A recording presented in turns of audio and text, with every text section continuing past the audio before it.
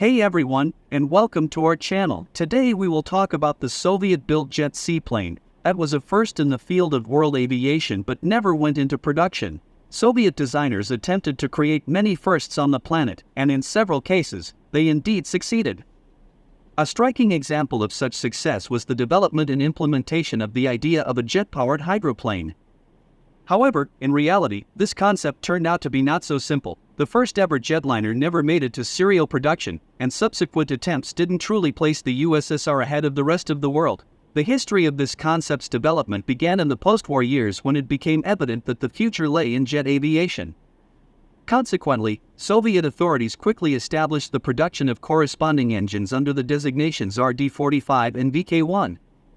However, these turned out to be essentially copies of British turbojet engines, yet this licensing issue didn't hinder the USSR's path towards conquering jet aviation. Now let us briefly talk about an interesting fact. There's a legend that one of the directors of the Rolls-Royce company, which created the original engine, wanted to sue the USSR for unauthorized use of their development.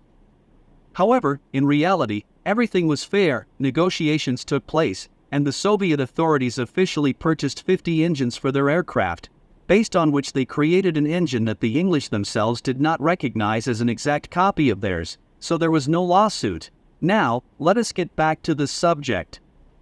Interestingly, jet technologies weren't only attempted to be implemented for aerial combat but also to adapt aircraft for destroying the enemy ships and submarines.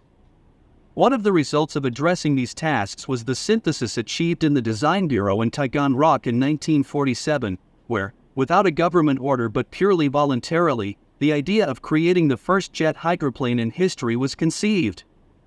The idea pleased the authorities, albeit later. The official resolution for the development of such an aircraft was issued only a year later.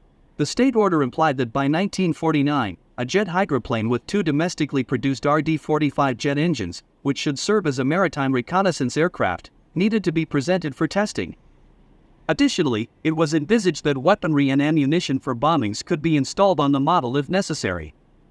However, the conditions of the order changed quite rapidly. When Soviet engineers developed a more advanced and powerful turbojet engine under the designation VK-1, it was decided to adapt the hydroplane to it, as well as to change the stern guns in favor of increasing the caliber. All this significantly slowed down the development process, and it wasn't until the autumn of 1951 that the prototype of the jet hydroplane R-1 underwent flight tests over the Azov Sea. Testing revealed that the aircraft suffered from significant loss of control when attempting to reach full takeoff speed. Therefore, for another 2 years, this problem, which lay in the peculiarities of the model's construction, was attempted to be solved. However, when the modifications were completed, it became evident that such a lengthy period of work, which exceeded the initial plan by 4 years, was not favored by the authorities, to say the least. Therefore, a commission was convened to determine its future, and it concluded, by the time the aircraft was finalized, it had become morally obsolete, and there was no point in putting it into service anymore. However, they didn't rush to write off the concept completely. The same Design Bureau was given a new order, which involved creating a modernized jet hydroplane that could fully meet contemporary challenges. In particular, requirements for maximum speed and flight range were increased. It took another 5 years to develop this concept, and the result of this work was the aircraft under the designation Be-10.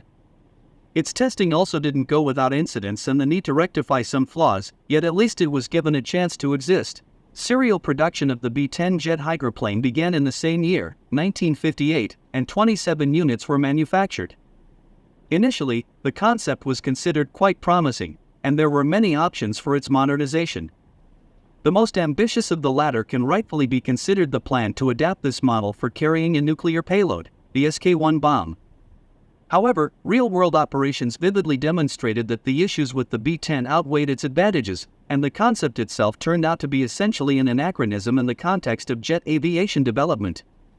Therefore, all plans for improving the model were quickly abandoned, and production of the first serial jet hydroplane in history ceased just 3 years later.